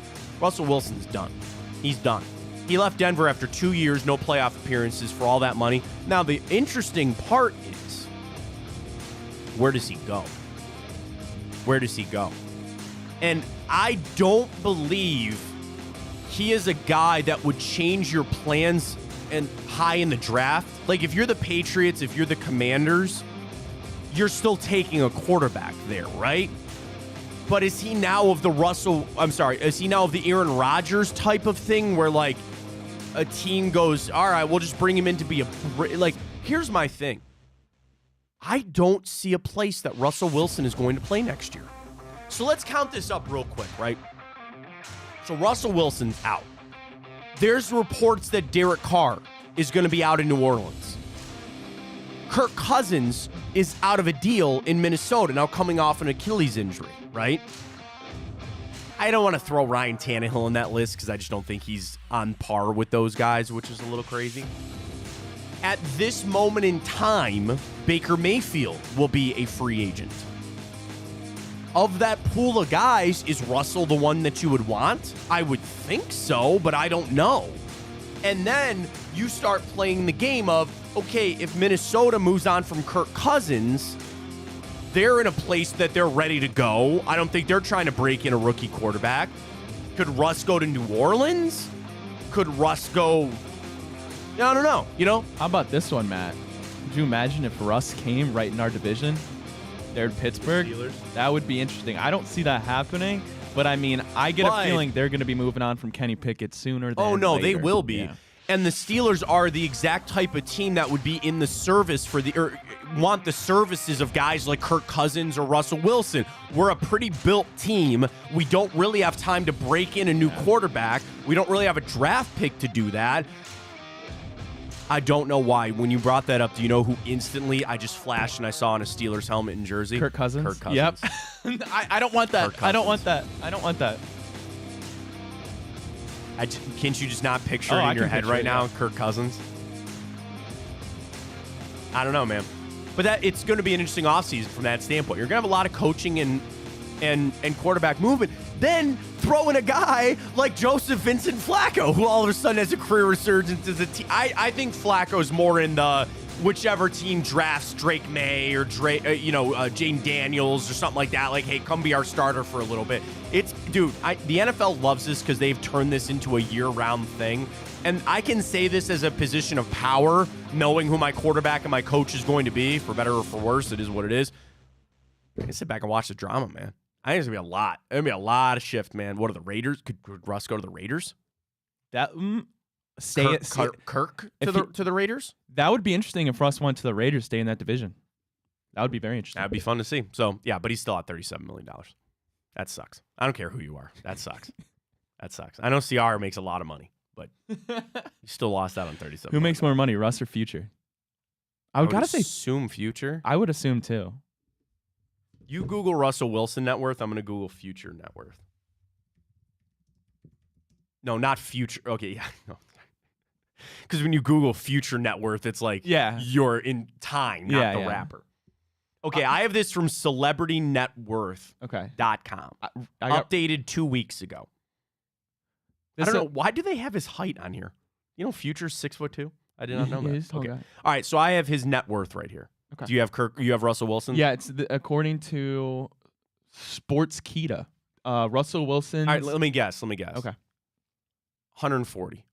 Very close. Really? Okay. 165. 165. So he's well over Future. You guess Futures. He's well over Future. I gave you a hint there, yeah. Wow. See, that's surprising. 80 mil. 50. Really? I'm That's surprised it for it's now. not more. That's I'm shocking. sitting here like that's not a lot of money, but I'm surprised. I don't know why. These other guys that are close on this list. How much do you think Gucci Mane's worth? He's got to be less than Future. Oh, well, a lot less. Yeah, 25. 15 million. Yeah. Juice WRLD. Well, I know. But his family, I'll say. His family. I'll say 45. Taylor Swift. 900 million. 800 million. Oh, that's close. Close. Beyonce. Oh God. Well, I don't even know because more or less than Taylor Swift. Less. But close. 720 million. 600 million. Okay. Jay-Z. He's got to be more, right? Oh, a lot more. Yeah. 1.5. $2 billion. Good gravy. Eminem's net worth.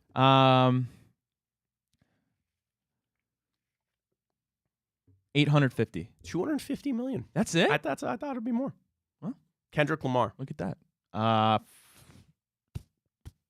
500. 700 or 75 million. That's it for Kendrick Lamar. 70. Wow. I don't know why. I'm on Celebrity Net Worth. I just keep clicking through on all these people that come up. How much do you think Rihanna's worth? This is shocking. This is really shocking to me. 300. $1.7 billion. Oh my goodness. Holy So crap. Taylor Swift's 800 million. Rihanna is 1.7 billion. Katy Perry 400 million. All right, final one. Drake 250 million. That's it? That's it. It's like the biggest. Wow. That's it. Tyga 8 million. That's insane. That's it for him? Really? He's trash. I guess. I was happy you knew who Future was. Justin Bieber 700. 300 million. Damn. $300 million there for Justin Bieber. All right, I don't know how we got onto that, but nonetheless, here we are. All right. All the Future net worths right there. Let's go through. Russell's in 37 million. That hurts no matter who you are. Back to the Browns for tonight, though, and I think about the importance of this game to do it at home. You got a chance to clinch a playoff spot. Ticket sales, the secondary market, which you can always tell. That's your vibe on how the fans are feeling about it. people are excited for tonight. They're ready to go. Ryan, I need them to capture that. And the Browns have been so great about that this year that they play differently when they're at home. And I know you can be concerned about we got to go on the road, but the fact is that you got a game tonight to win to go to the playoffs in front of your home crowd. I need them to captivate that. I need them to grab that. It's going to be loud. Everybody's going to be in their seats early. I can't say that enough. We were talking about the dog pound captain earlier. But really, this game tonight, you got to do it at home. And I think for where the Browns' psyche is at, they believe that they can be in any game. We talked about the Cavs having this. The same thing is true for the Cleveland Browns. Even with the longest odds, facing some of the toughest teams, you found ways to get wins. That is building a mentality that you win, that you can win every game. But I don't know why I expect this to be a close game. I think it's the weather. I think it's Thursday. I got the rule, the under and the dog. Thursday nights, I always take the under and the dog, and it usually serves me pretty well. I don't know why I don't like the 7.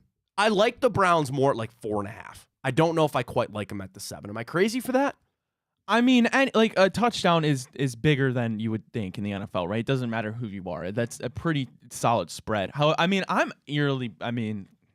tell me you're confident. I want to be swayed. I would love to be swayed on this. It's just you have everything going for you to be confident in the fact that we are red hot. Flacco's playing out of his mind. We're at home where we're the most dominant team at home. You're going against an offense that is abysmal with a guy like Trevor Siemian who turns the ball over. It's just all there for the recipe for a dominating win, and especially given that this is our chance to clinch a playoff spot. And you're in front of the dog pound in prime time. I guess here's the other thing, and tell me to not think this way, that I continue to think it's going to run out. You know what I mean? Like, man, the streak that we've been on, can we continue to do this every week, play the way they're playing? And I'm fanning scared a little bit, and I admit that, but I just keep saying, like, it's so unbelievable. You know what I'm saying? Like, it's so unbelievable to see what the Browns have done. I just assume that there's going to be some sort of hiccup, and I'm wrong for doing that. And I'll tell you this, folks, I felt the same thing the last 2 weeks. And the Browns got wins. Yeah. Every time out. Like, I don't know. Like, they just do it a little bit differently. It's not necessarily the brand of football that you thought it was going to be. So that's my kind of thing for tonight. I still like the Browns to get a win. I just don't know if I like it at that 7. Yeah, I mean, you look at this game, right? Obviously, it has huge implications in the fact that the Browns can clinch that playoff spot. But then you go look at all the other implications, right? I mean, you have a guy in Kevin Stefanski who still is, might go to Dan Campbell, but a guy who, if he gets these next 2 wins, right, he's going to have possibly the same record as Dan Campbell, so he's vying for a Coach of the Year. And then obviously you go to Myles Garrett on the national stage, who we know deserves the depoy, but clearly we know how it works with the sack numbers and all that. So he has a chance to show the national audience how just dominant he is for those who somehow don't already know it. And then even like our cornerback room, Denzel, Martin, and Greg, I mean, they're all trying to go to the Pro Bowl, be the first like team to have 3 corners go to the Pro Bowl. There is a lot on this game that the Browns still can prove to the national audience, and I'm really, really excited for it. Let me get you some trends here for your betting, because I was talking about that 7, right? So the Jets come in, they are 1-7 against the spread their last 8 games, but against the Browns, they are 7-2 straight up in their last 9 against Cleveland, and they are 7-2 against the spread in their last 9. Here in Cleveland, the Jets are 4-1 against the spread their last 5 games here. Jets not good on the road this year. They're only 2-9 straight up in their last 11 games on the road. You flip it over for the Browns, 6-2 against the spread their last 8 games. They are 5-0 against the spread their last 5 games at home. So that tells you a pretty good streak. Then, oh man, I should have pulled these stats up. The Browns on Thursday Night Football are like, they're insane. There's something about how they've played. Here it is. Shout out to Dan Murphy. Great follow on Twitter, Browns PR guy. The Browns are 8-2 all-time at home on Thursday night, including won their last 5 Thursday night games and their past 7 at home. So they're 8-2 all-time at home on Thursday night, won their last 5 Thursday games in general, and they've won their last 7 at home on Thursday Night Football. It's pretty good, man. That's pretty good for the Cleveland Browns for tonight. I keep refreshing Twitter, Matt. I want to know so badly who's smashing that guitar. They will not. I know it sucks, but I want to know so bad. Okay, all right, okay. If you had to put I one could, guess, I one could guess. find. I could find out. Yeah. I could find out. Well, maybe do a little behind the scenes. But this, here's the thing. I don't know if I want to find out yeah, that's true. because then I have like plausible deniability is sometimes ignorance is bliss, and that's maybe where it's at. They're hyping it up. It's got to be Nick Chubb. It's got to be. And I know. When they kick me off the radio network and tell me not to do any more filling, you're gonna know why. I know for a fact that it was discussed weeks ago. I know that. Nick Chubb? Yes. Oh, yeah. I mean, and of course. it just didn't work out for a couple of reasons. So if it's discussed, then I would believe that he is of able body to do it. Because my question is, can he like walk around? Now we've seen him around the team. Okay. Here's the fun thing. It can't be Nick Chubb. Who else would it be that would incite the level of hype that we think it could be? You know what I mean? Yeah. Like they are hyping this to an nth degree. If it's not Nick Chubb, who would get that response? Right. So I mean, the obvious one, which I just saw some on Twitter about it. Obviously, it's not going to happen. But right, it's almost like they're hyping it up to a level of like somebody like LeBron James. Like LeBron. Right. I mean, that'd be crazy. It's not. Yeah, obviously. But I mean, people. I don't know. Where's LeBron? Where's the Lakers? I was that's so funny. I was wondering. Did you Google it? No, I didn't. But in oh, they're in LA against. Yeah. They don't need LeBron to beat the Hornets tonight. Come on now. Yeah, bring him to Cleveland. Smash guitar. Come on. There's but people. I don't know. I'm thinking of the longs. But did Kid Cudi do one already? I don't know. That would be a good one. Halle Berry would be cool. I don't know. I thought Drew Carey. I thought that Drew popped in my Carey. Like mind that as would well. be pretty big. Yeah, that'd be cool. Oh God. I wonder if it's going to be somebody in-house or out-house in terms of they've been with the Browns. I mean, the other thing is Cleveland is always watching. So if there's somebody that, I mean, we are at Burke. Yeah, could you imagine we just see LeBron walk through the hallway? Yeah. He did it via hologram. How about that? Okay. That'd be a cool way to do it. I mean, Jim was so, like, when Donovan did it, that was just so emotional. Like, that was so great. Yeah. Deacon? What if Doug gets up there? I don't know. I'm trying to, like, it almost, it has, damn it, I'm trying to think. I know. Knowing that it probably is Chubb. Help us out. At Matt Fontana Show, at Matt Fontana 3, at Ryan Tyler 33. I doubt. Who else? I don't think that this would really get the crowd hype like they're hyping it up to be. But if it was a guy like Stephen Vogt, just a new guy in Cleveland, okay, but I think they'd probably save that for not a primetime game. Yeah, I would agree with you. So I'm just trying to like think of names. I'm curious. Dude, I'm excited. that is another great point. Is that this is a primetime game? Amazon's going to shoot that and run it as B-roll. They're going to run it during the game. Don't tell me that they won't. You know what you're going to see tonight? You're going to see lake. Every time they come to Cleveland, they're going to have the shot of the lake. They're going to have some reference to Polish boys at some point. They're going to show you downtown, Tower City. Yeah. Like, there's just all these things that they're, like, required to show every time that they come to Cleveland. It's going to have to be something like that. But, yeah, it is a prime time. That should have been our question. We should have said, who's your predictions? That would have been cool. I'm sorry, we're still open. I have hour to get on the show here. I'll figure it out. I'm trying to think. Herb Street wouldn't, Matt. Like that, you can't do that. He's calling the game. So that wouldn't do it. What about a former player? Right, that's what I'm thinking. I was like, I'm trying to think of a really,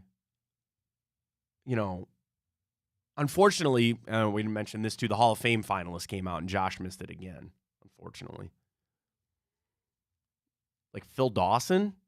People would want Phil on the field. Yeah, they'd be like, dude, suit up. Like, dude, just get out there and do it. Phil might have already done it. Phil did it. I think he did. I think he did it. Yeah, I think he did. Dude, I don't know. The other problem is that you have become so conditioned and hyped on this that if it's anybody but Nick Chubb, you're probably going to be upset. Yeah. You know what I mean? Like, you have put this to a level which is so big, which I think it's cool what the Browns have done, like the idea that they have. With doing this, I think it's a little bit outside the box, and it's something that's cool. It's better than that, they used to do a dog pound captain where they would just go down there and, do the chant. Like, the smashing of the guitar is pretty cool. I don't know, man. I don't know. I'm so tempted to send the text right now to find out. And the person that I would ask might tell me to go to hell. You know what I mean? Like, it's secret enough that they won't let anything out. All right, let's go to break, and I will debate as we get ready for Time Hop if I'm going to send the text or not. We'll find out. We'll do Time Hop. If you're new to the show, we do this every day. We go back this day in history, so I'll tell you what happened, movies, TV shows, all that kind of stuff. We'll get to a Time Hop, wrap things up. We'll remind everybody of our Tipico boost as well, and we'll send you off on what's going to be a big day in Cleveland. Stay with us. Fontana Show right here on Big Play.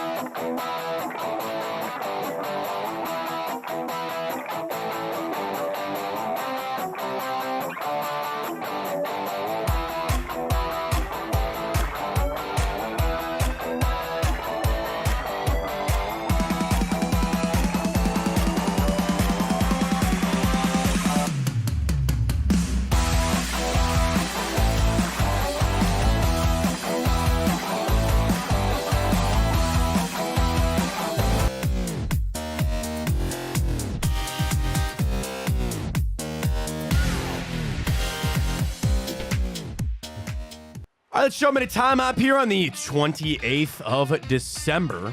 I'll have to write down the Browns clinched their playoff spot on the 28th of December in 2023. But nonetheless, we head back, and I tell you what happened this day in history, including, I remember vividly where I was at, Ryan, this day 2019, because the Ohio State Buckeyes in the college football playoff taking on Trevor Lawrence and the Clemson Tigers, and they would fall 29-23 in the Fiesta Bowl, the famous one where Chris Olave fell down or whatever happened. That was a horrible call. That was horrid. So the Buckeyes finished 13-0 on the year. They made it into the playoff as the 2 seed, and they fell to Trevor Lawrence. He threw for 2 touchdowns. The other thing to remember about that game, he ran for 107 yards, including that one, was it like 60 yards down the sideline and ran in for the touchdown, because I don't know if Trevor Lawrence could run like that. Justin Fields, a touchdown, 2 interceptions. J.K. Dobbins rushed for 174 yards and a touchdown. And yeah, Olave fell down in the back of the end zone. No call, whatever. You want to know why I remember that game? I was in a bar in Cincinnati because the Browns were playing the Bengals the next day, and K&R sent me down there because they were pretty sure that they were going to fire Freddie Kitchens. Yeah. So let me tell you about can I tell you about that day? Real quick. Do you remember what bar? Oh yeah, you went to Cincinnati. So I started at one near my hotel. Okay. Which was a river something with pizza. I got pizza, and then they had a riverboat wheel on the menu. I don't know why I remember this. Okay. And then we left there to go to something in the alley. I remember something. God, I gotta text Gibbs. Yeah, it was like his bar. That's cool. So, so here's what happened. My work, I was covering the Browns. They said, hey, they think they're gonna fire Freddie. Do you want to go down to Cincinnati? And I said, sure. And they go, do this. Go down there on Saturday. We'll get you the hotel room Saturday night. So I took all the equipment. So Saturday night, I met up with some, people that I knew from the Browns, and we went and watched the game. Woke up that morning. I did my Browns pregame at 7 a.m. I was on the air. So I was up at, 6 o'clock. Do the show 7 to 9. Get dressed. Pack the car. Go over to the stadium. I'm at the stadium 10:30. I don't know, 6 o'clock, 6:30. They fire Freddie. I get in my car. I drive straight from Cincinnati right to downtown Cleveland. Got into the studio a little before 10 o'clock at night, and I was on the air until 1 a.m. doing an extended show. That I'll never forget that day. It was a crazy day. So it'll be tomorrow in time up. I'll do that. But I remember sitting at the bar watching Clemson, Ohio State, because it was a hell of a game. This day, 2009. This day, 2014, final game of the year. Browns fall to the Ravens, 20-10. They would finish 7-9 on the year. The problem is, they finished on a 5-game losing streak. Both Johnny Manziel and Brian Hoyer were out of this game due to injury. Josh Gordon was suspended, and they sat Justin Gilbert for this game because he showed up late to a meeting. Because that 2014 year had promise. Had promise. You were 7-4 at one point. You lose 5 straight. Now, your $1 million question for the day. Who was the starting quarterback for the Cleveland Browns this day, 2014? Final game of the year. Okay, 2014, final game of the year.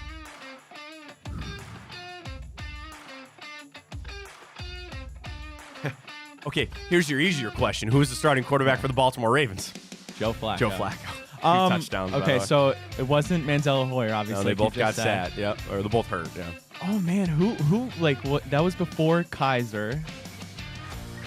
That was before. No, I don't know if I'm gonna pull it. South Carolina. He was a Gamecock. I don't know if I'm gonna pull it, man. Connor Shaw. Oh, I remember never Connor Shaw. Got that. Remember Never Connor Shaw? got that. Yep, Connor Shaw got the start for the Browns this day, 2014. What a crazy time this was. In 2013, 10 years ago today, the Cleveland Cavaliers suspended Andrew Bynum for conduct detrimental to the team. There were reports out that he didn't want to play basketball anymore. And the breaking point was he reportedly shot the basketball every time he touched it in practice as an act of defiance towards the Cavs. They would suspend him this day, and they would trade him away on January 7th. The other thing about Andrew Bynum was, remember when he hurt his knee bowling? He had to go up. You don't remember that? No. You don't remember that? So Andrew Bynum is 7 freaking feet tall. How do you hurt your knee bowling? He was a bowler. I don't know. He already had bad knees. And he went out, I should preface all of this by saying allegedly. He came to the Cavs on a 14 trade. Or actually, no, he was a part of a 14 trade. About a week before training camp, he had treatments on his knees for his arthritis. The 76ers decided to hold Bynum out of basketball activities for 3 weeks after he experienced discomfort in his knees. He was also diagnosed with a bone bruise. He did not practice or play with the team and suffered another setback when he injured his knee while bowling. General manager of the Sixers said that his knees had worsened and it began to degenerate. He then did not play all season. He signed with the Cavs on July 19th with an incentive-laden contract up to $24 million over 2 seasons. For the Cavs that year, He played in 24 games and averaged 8.5 points per game, and then left, basically. Signed with the Pacers, would sign up and play with them. He played 2 games before announced the rest of the season and no longer involved in team activities because he basically quit. So, Cavs suspended Andrew Bynum indefinitely for contract detrimental to the team this day, 2013. He's got a ring, though, doesn't he? Didn't mind him winning one with the Lakers? I could not tell you. 2-time NBA champion when they went back-to-back. And an all-star. Not bad, I guess. Kind of sucks, though, if you hate playing basketball and you're 7 feet tall. Like, you really don't have much else you can do. So, Andrew Bynum. This day, 2008, the Browns would fall to the Steelers 31-0. The Browns, unfortunately, this year, Ryan, set in a historically bad statistic. They finished the season on 6 straight games without scoring an offensive touchdown. Nice. They had 3 games of nothing but field goals. In a 30-10 loss to the Eagles, they had a defensive touchdown. Actually, I believe that was a kick return touchdown.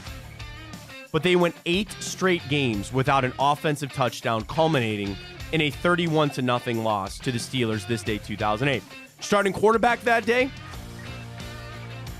Bruce Gradkowski. Went 5 out of 16 for 18 yards and 2 interceptions. Jamal Lewis had 94 yards on the ground. Browns fought to the Steelers 31-0. Also, this day, 2008, Detroit lost to the Packers 31-21 to become the first and unfortunately not the only team to finish a season 0-16.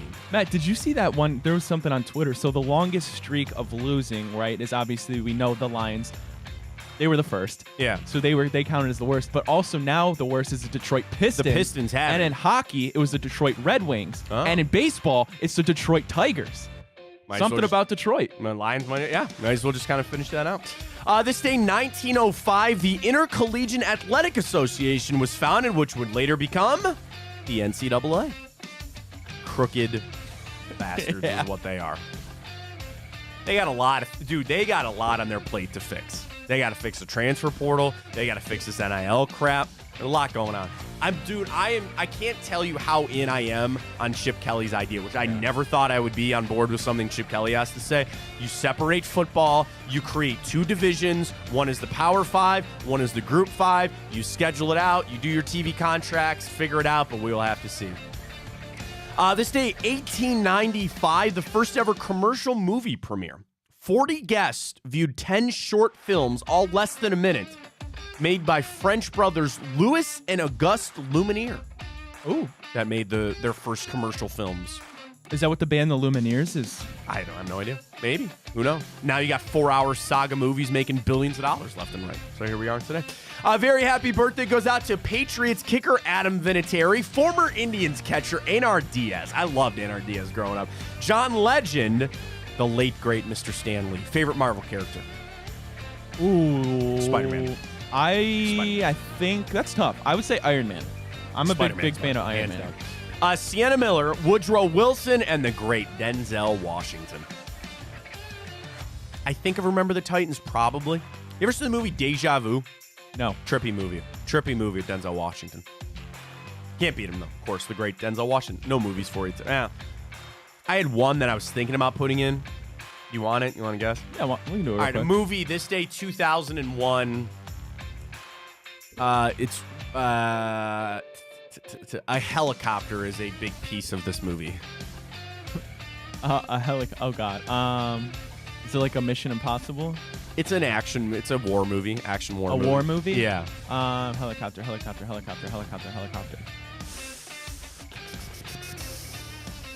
know if I'll get it. Quite an ensemble cast, by the way, of this movie. So in this movie, you have Josh Hartnett, Ewan McGregor, Tom Sizemore. You have early in a career for Tom Hardy and Orlando Bloom, all in this movie at some point. That is a star-studded cast, although I do not know. Black Hawk Down. Oh, okay. Black Hawk that Down. makes sense. Black that Hawk makes Down. a lot of sense. There it is. What your movies today? All right, back to the Browns. Do we have any so you got another suggestion for who's going to smash the guitar tonight that you brought up? I did. I said, wouldn't it be kind of cool if Steve Harvey was the one to smash the guitar? It is hyped. Like I think it would get a lot of reaction. It's big. It's big. Yeah. That would be pretty cool. Yeah. Yeah. It's going to be a big one. Everybody's trying to guess on Twitter. I mean, I would just assume. I feel like it's going to have to be Nick Chubb. I think the Browns are smart enough to realize that if they're going to hype it up like this and they know the expectation is going to be Nick Chubb, I feel like they wouldn't do that because they know they'd let the fans down. All right, can we do a little public service here from the city of Cleveland? Let's do it. They just sent this out. For kickoff is for 8 o'clock tonight. Parking restrictions are in effect for downtown for every single home game. Look for the attached signs posted to poles and parking meters around the area. Violators will be ticketed and towed if you're in a parking violation. So basically, if you think you should park there, you're probably not allowed to park in a lot. Game day closures. All the highway exits around the stadium will be closed at 5:15. They will shut down the Shoreway. They'll shut down East 3rd, or West 3rd, I mean. They will shut all that down at 5:15. You got to go to 55th and come back up the Marginal starting at 5:15. Eastbound ramp will be closed. Muni lot. The East Muni lot will open at noon. Oh, God. The West Muni lot will open at 5 o'clock. So again, East, which is the far end from the stadium, opens at noon. The West opens at 5. If tailgating, plan to arrive early. Overflow traffic will be directed to the industrial area at East 38th and King. So they're going to send you over the bridge for overflow. But I kind of want you to walk out and just look over there right now, Ryan, because I guarantee you people are in line. So again, reminder, all the shutdowns are going to happen at 5:15 tonight. They have posted signs, and the tailgate or Muni lot's going to open at noon on the east side. West side opens up at 5 o'clock. Someone on Twitter said Tim Misney. Tim Misney would be pretty cool. Or Hayden Grove had a good one. He tweeted it'd be cool if it was shirtless J.R. Smith. He already did it though, didn't he? Oh, did he? I think he did. I have no idea who's done it and who hasn't. I know. We need. He does seem like he's a guy that would have done it. Tim Misney would just be absolutely hilarious. Oh yeah, he did it. Yeah, he did it last year. If it was Tim Misney, I'd accept it. That would be J.R. just Smith. Absolutely See, hilarious. but the problem is, does that get you? It's funny. No, I'm not saying it's not. I would funny, get hyped. But it wouldn't get me hyped. I need to get I'd run onto the field. hyped for something. Golly, who else could it be? Real quick, Matt, just your solid stat on Twitter. How nuts is this? Passing touchdowns this season from the Jets, 10. Yeah. Joe Flacco already has 10. Yeah. Woo! More than Kenny Pickett, more all that kind of stuff. It's going to be a big game. And to get back to the game, I'm going to keep thinking about the guitar smash all day. It's going to be big. Tonight is going to be massive. Again, I got people asking for tickets. I go, you're out of luck, man. I don't know what to tell you. You're going to have to get in. Who do you do? Ticketmaster? Yes, usually. Browns, Jets, tickets. All right. NFL Ticket Exchange. Browns tailgate, Jets find tickets tonight, 8:15. Cheapest seat I got, $195. Yeah. And that's A nosebleed? Yeah, upper nosebleed. Most expensive, I got a $1,500 one. $250, you want to get to the lower bowl. $270, you want lower bowl. Yeah, man. They're there. They're on there. I get it. It's going to be so... I can't wait for tonight. And I'll tell you this, too. I think Amazon's game coverage is pretty good. Sunday Night Football is fine. I like Monday Night Football. The Amazon coverage, other than Al Michaels, who was clearly lost this time. Yeah, Kirk carries. Kirk is so good. I like everything Amazon's got for tonight. Dude, yes. This is going to be so much fun. The rest of the day is going to be so much fun. We're living up to it. We're getting ready to go. It's going to be so awesome. And you know that the Browns...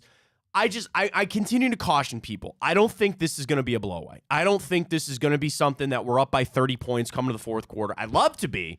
I think this is going to be a real gritty kind of game. I think this is going to be a war of attrition tonight. The Jets want nothing more than to spoil this. But don't forget, too, they got nothing going on over there. That's the other thing. A lot of times when I place bets or when we look at teams, I ask myself, do I trust this other team to cover? Do I trust the Browns to cover? I do. I don't like the 7 necessarily, but the thing about the Jets, they got no momentum. They're on a short week. All they're trying to do is play spoiler. And I know that's a world that the Browns have lived in for years. And how often do they ever actually do it? Not often, because that's not a good motivator in the NFL, is to try to play spoiler. I think they're cooked. What the Browns need to do is not allow them to get any momentum in this game, and don't let them for a second believe that they deserve to be out there. You take it to them. I don't normally do this, right? You win the toss. Don't pull a Jair Alexander. You win the toss, you take the football, you go down, you score a touchdown, you tell them from the jump that they're not going to be in this football game. Not for a second. Here's my calls for tonight. This mic keeps moving. Oh, it's because this thing is broken. That's great. Fantastic. It only lasted. Oh, it's broke. Anyway, I apologize for all that and that too. I like Cedric Tillman anytime touchdown tonight. I keep going back to Pierre Strong. There's going to be a rushing touchdown. I don't know who, but there's going to be a rushing touchdown tonight. I'm feeling 2 sacks from Miles. I'm feeling a turnover for the Browns defense. We don't normally do our score predictions. I'm thinking something 24-10. I was going to ask. 24-10. Is that your official? Yeah, somewhere in there. 24-10. That's funny because I was going to say 24-6. Okay, yeah. I mean, I think it's going to be points are going to be I really at a premium don't see for them the scoring a Jets. touchdown. I don't, and that's going to be the key of their defense is their best unit. So as long as we can maintain our offensive side, that'll be fine. I really think our defense is going to shut them down. This might be a really long day for Trevor Siemian and crew there. You're right. I think 10 points might even be too much for them. Yeah. I like your 2 field goals there. 24-9, 3 Zerline field goals. Greg's got a leg, so. Greg the leg. I like it. It's going to be a big night. It's going to be a big day. Stay safe out there. If you're already out, dude, I already know people are already out. They're already out there. What bar are we going to? There's already people setting up over here at Burke. Be safe out there for the whole day. Get ready to go for tonight. It's going to be a late night. We will be back tomorrow. So we're going to do a show tomorrow recapping what hopefully is a nice Browns win. They clinched to go to the playoffs. Appreciate everybody's support today, man. We had an awesome show today. A lot of new people joining us here. We're here every morning. 9 to 11. Appreciate everybody that always stops in for a couple of minutes. You can follow us on Twitter, at Matt Fontana Show. Growing the follower account there. We're going to be streaming on Instagram sometime in the new year, which is pretty exciting to do. And then on YouTube, either at Big Play Channel or at Matt Fontana Show on our YouTube page right there. These are the days to live for, man. These are the days for Browns fans, the excitement that you can have all day. Like, you wish the game was in an hour, but it's fun that we can just sit back, relax. For some of the parents out there, you get the kids in bed. It's an 8 o'clock kick. We got it today. And you got the confidence that you got a damn good football team, too. Everything's in front of them. Everything is in front of them right now to just go out there and get a nice win at home. It's going to mean so much. And it's going to be a party, man. Tonight, Cleveland's going to be alive. Like, not to get sappy about it. I love this time. I love when you have nights like this. It kind of goes back to when the Cavs had big games and people were around all the time. And just people are downtown and they're at restaurants and they're paying all that kind of, I get it. It's going to be a lot of fun tonight. Get out and about if you can. Be safe out there and enjoy the hell out of it. We'll talk to everybody tomorrow's show. Again, 9 to 11. We'll be back recapping hopefully what should be a Browns victory and a playoff clinching win for the Cleveland Browns. We'll talk to you at 9 a.m. tomorrow. For Ryan Tyler, I'm Matt Fontana. Go get 'em, Browns! And as always, take it easy.